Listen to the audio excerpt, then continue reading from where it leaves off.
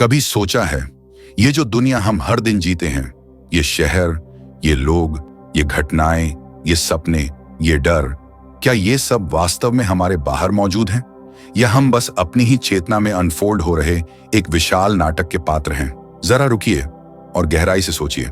जब आप सपने में खो जाते हैं, आप रोते हैं, हंसते हैं, लड़ते हैं, भागते हैं और सब कुछ सच लगता है, लेकिन जागते ही सब गायब, सपना था। तो फिर क्या यह जगत भी एक बड़े सपने जैसी ही कोई चीज है? अगर हां, तो नैन सपने देखने वाला कौन है? यही प्रश्न मानव इतिहास के सबसे गहरे, सबसे खतरनाक और सबसे मुक्तिदायी ज्ञान के द्वार खोलता है।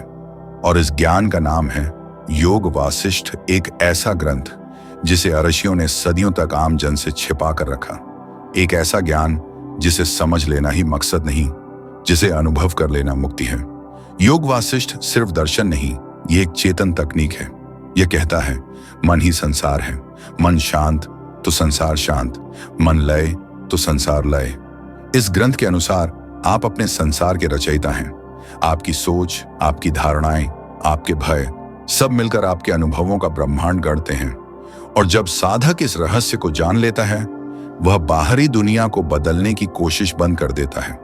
वह मन के रहस्य को समझने निकल पड़ता है, क्योंकि जब मन बदलता है, सृष्टि बदलती है।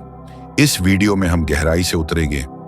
यह जगत कैसे मन से उत्पन्न होता है, क्यों कहा गया जगत दृष्टि जगत, आपकी दृष्टि ही आपका जगत है। मन का लोप कैसे मुक्ति की कुंजी है, और इस गूढ़ ज्ञान को जीवन में कैसे लागू किया जाए। तैयार हो जाइए। यह यात्रा वैसी नहीं होगी जैसी अब तक आप चले हैं। यह यात्रा बाहर की नहीं, भीतर की यात्रा है, जहां अंत में सवाल पूछने वाला भी आप ही होंगे और उत्तर भी। योग वासिष्ठ एक ऐसा शास्त्र जिसे समझ पाना ही एक साधना है। यह केवल एक पुस्तक नहीं, बल्कि चेतना का एक द्वार है। यह ग्रंथ स्वयं भगवान श्री राम और महर्षि वशिष्ठ के संवाद पर आधारित है। कहते हैं कि जब राम ने संसार की निरर्थकता देखी, तब उन्होंने सत्य की खोज की। वशिष्ठ ने उसी खोज का रहस्य योग वासिष्ठ में खोलकर बताया। इस ग्रंथ को वेदों का रस कहा गया है। यहां कर्म से आगे बढ़कर ज्ञान का मार्ग दिखाया गया है। यह मार्ग सीधे मन के केंद्र में ले जाता है। योग वासिष्ठ के अनुसार ब्रह्मांड कोई ठोस वस्तु नहीं, यह चेतना का खेल है। हर अनुभव, हर घटना, हर व्यक्ति, सब मन की ही अभिव्यक्ति है। इस दर्शन में दो मूल स्तंभ हैं। पहला, अद्वैत, जो कुछ भी है वह एक ही चेतना का विस्तार है। दूसरा, मन ही संसार है। संसार बाहर नहीं, मन के भीतर निर्मित होता है। योग वासिष्ठ यह कहता है कि जो हम देखते हैं वह केवल मन का प्रतिबिंब है। जैसे दर्पण में प्रतिबिंब असली नहीं होता, उसी प्रकार जगत भी एक प्रतिबिंब है। यहां एक अत्यंत गहरा सिद्धांत बताया गया है। जैसा मन वैसी सृष्टि। मन में भय हो तो दुनिया खतरों से भरी लगती है। मन में प्रेम हो तो वही दुनिया आनंदमय दिखती है। और यदि मन शांत हो तो संसार भी शांत। यदि मन लय हो तो संसार का अनुभव भी लय हो जाता है। इसीलिए ऋषि कहते हैं, बाहरी दुनिया को बदलने की कोशिश मूर्खता है। मन को समझ लो, सब बदल जाएगा। योग वासिष्ठ के विचार उपनिषदों, अद्वैत वेदांत और सिद्ध योग की परंपरा से जुड़े हैं, लेकिन यह एक अनूठी दृष्टि लाता है। संसार को त्यागने की नहीं, संसार की सच्चाई पहचानने की बात। यह कहता है कि मोक्ष कहीं बाहर नहीं, वह मन की सच्ची प्रकृति को पहचानने में है।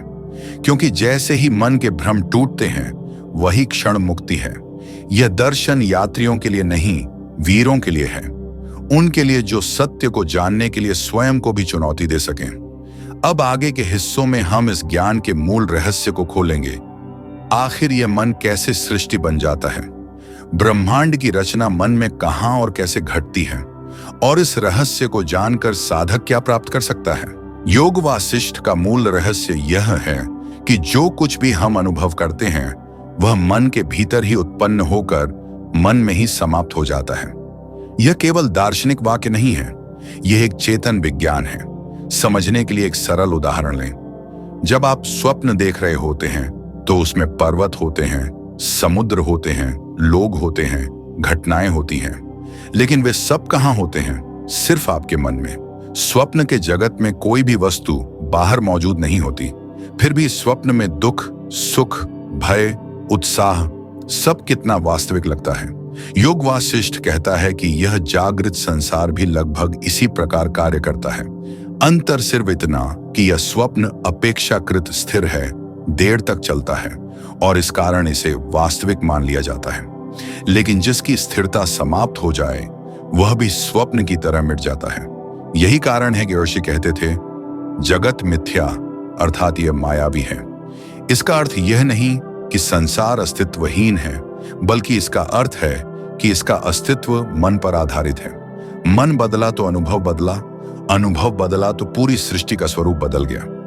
योग वासिष्ठ में वर्णन मिलता है कि मन दो शक्ति से कार्य करता है, संकल्प और विकल्प। संकल्प वह शक्ति जो अस्तित्व को रचती है, विकल्प वह शक्ति जो भेद बनाती है, अलग अलग रूपों का अनुभव करवाती है। जब संकल्प की शक्ति सक्रिय होती है तो मन स्वयं ही परम चेतना के स्वभाव को जगत के रूप में प्रकट कर देता है। जैसे कलाकार अपनी कल्पना का संसार कैनवास पर उकेर देता है।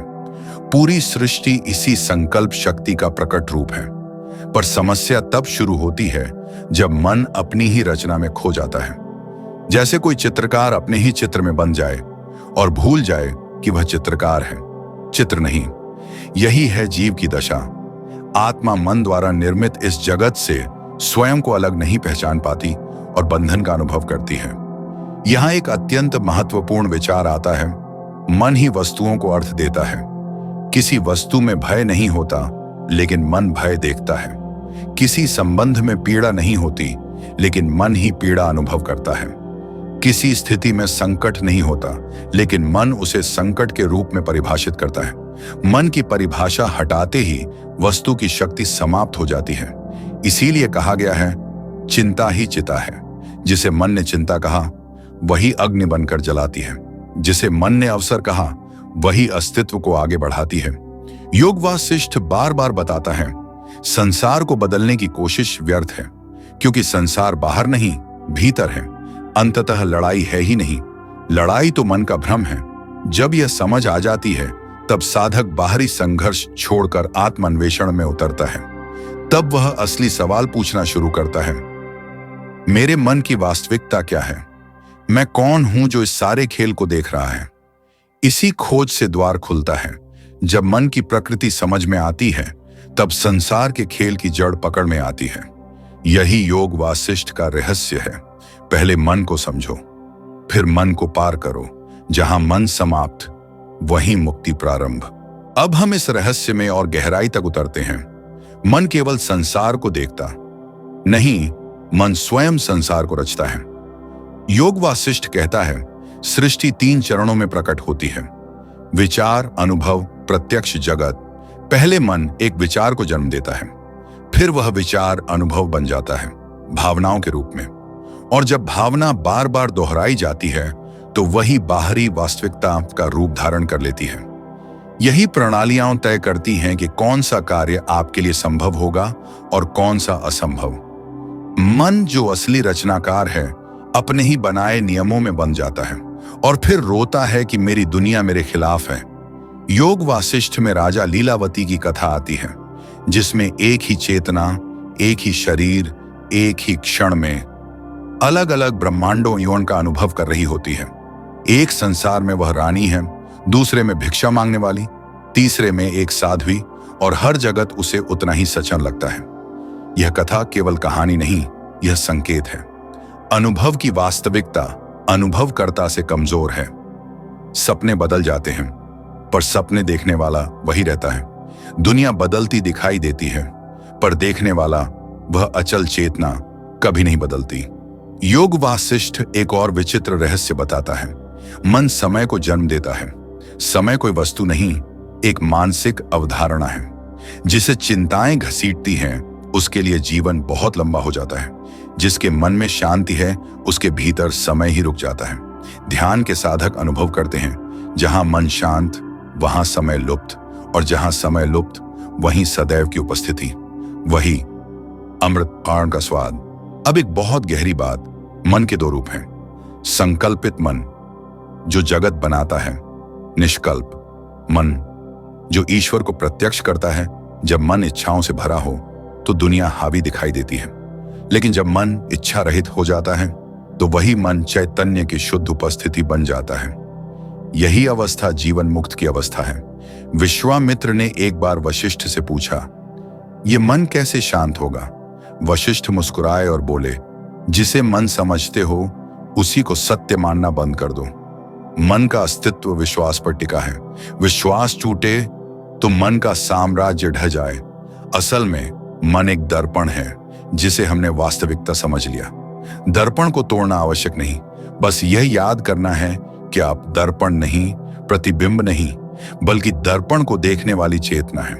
जैसे ही यह बोध उभरता है, सारा जगत हल्का लगने लगता है, जैसे कोई बोझ अचानक उतर गया हो, जैसे कोई सपना अचानक खुल गया हो। यही योग वासिष्ठ की प्राप्ति है, मन का असली स्वरूप जान लेना।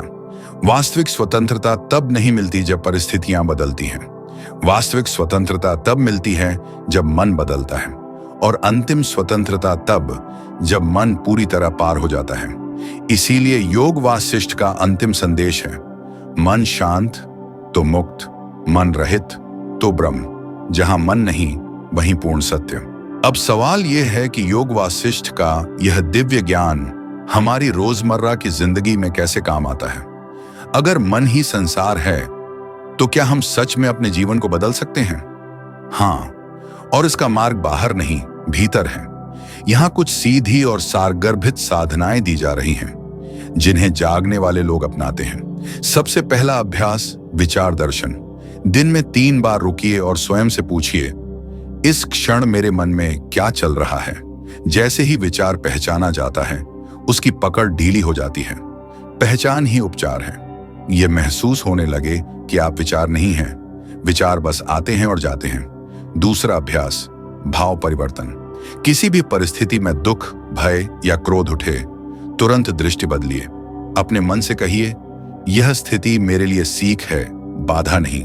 मन अर्थ देता है, अर्थ बदलते ही अनुभव बदल जाता है। तीसरा अभ्यास, मौन का स्पर्श। रोज 10 से 15 मिनट शांत बैठिए, कुछ मत कीजिए, मन को ना रोकिए, बस देखते रहिए। धीरे धीरे मन धीमा होगा। धीमा मन तुरंत ही अपने बोझ से मुक्त हो जाता है। चौथा अभ्यास, नजगद स्वप्न, ध्यान मौन। दिल में यह भावना जगाए, यह संसार एक स्वप्न है और मैं इस स्वप्न को जागरूक होकर जी रहा हूं। जैसे ही यह भाव स्थिर होता है, समस्याएं अपना वजन खो देती हैं। जहां बोझ टूटे वहीं साधक हल्का होता है। वही पहली झलक है मुक्ति की। पांचवां अभ्यास, आत्मदृष्टि। एक सरल प्रश्न अक्सर पूछें, कौन देख रहा है? जो भी उत्तर शब्दों में मिले वह मन है, सत्य नहीं। उत्तर के पार जाना है। जब देखने वाला स्वयं दिखाई देने लगे, वही आत्मा का स्वरूप है। इन अभ्यासों में सबसे महत्वपूर्ण है निरंतरता। छोटे अभ्यास रोजाना, कोई बड़ा मंत्र नहीं, बस यह बोध कि मेरी दुनिया मेरे मन का प्रतिबिंब है और मैं अपने मन का स्वामी हूं, दास नहीं। योग वासिष्ठ कहता है, मन को जीतना ही संसार को जीतना है। मन आपका शत्रु नहीं, बस एक अनियंत्रित मित्र है। जैसे ही आप उसे मार्ग दिखाते हैं, वह आपकी सबसे बड़ी शक्ति बन जाता है। अंत में यही समझना है, जीवन बदलना कठिन नहीं, विश्वास बदलना कठिन है। पर जब विश्वास बदलता है, भाग्य की रेखाएं स्वयं बदल जाती हैं। योग वासिष्ठ हमें यह असाधारण सत्य सिखाता है कि हम इस विशाल सृष्टि के केवल दर्शक नहीं, निर्माता हैं। हमारी धारणाएं, हमारे विश्वास, हमारे अनकहे डर और हमारी अनदेखी आकांक्षाएं, यही हमारे अनुभवों की दुनिया का रूप बनाती है। जब मन बंधा हो तो दुनिया बंधन लगती है। जब मन स्वतंत्र हो तो दुनिया अवसरों का उत्सव बन जाती है। इस पूरी यात्रा में हमने देखा कि मन स्वप्न रचता है और उन्हीं स्वप्नों को सच मान लेता है। संसार बाहरी वस्तु नहीं, एक आंतरिक प्रतिबिंब है। मन में प्रेम हो तो दुनिया मधुर है, मन में भय हो तो दुनिया अंधेरी है, और जब मन मौन हो जाए तब दुनिया एक पवित्र, शांत, दिव्य उपस्थिति लगने लगती है। यही योग वासिष्ठ का सार है। मन को समझो, मन को पार करो, क्योंकि मन ही मार्ग है और मन ही मंजिल के रास्ते की धुंध। अब केवल एक प्रश्न बचता है, आप किस विकल्प को चुनेंगे? क्या आप वही सपने बार बार जीते रहेंगे या फिर जागकर अपनी वास्तविक शक्ति पहचानेंगे? याद रखिए, आप दर्पण नहीं हैं, प्रतिबिंब नहीं हैं। आप वह चेतना हैं जहां दर्पण और प्रतिबिंब दोनों खेलते हैं। और वही चेतना, अविनाशी, निर्विकार, शांत, प्रकाशमय, आपका अनमोल स्वरूप नॉनिनेन है। इसी क्षण एक संकल्प लीजिए।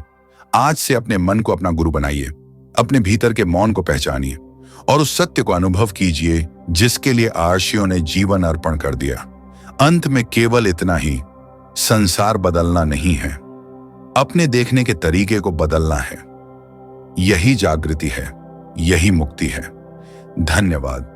आपके भीतर की चेतना आपके मार्ग को प्रकाशित करती रहे।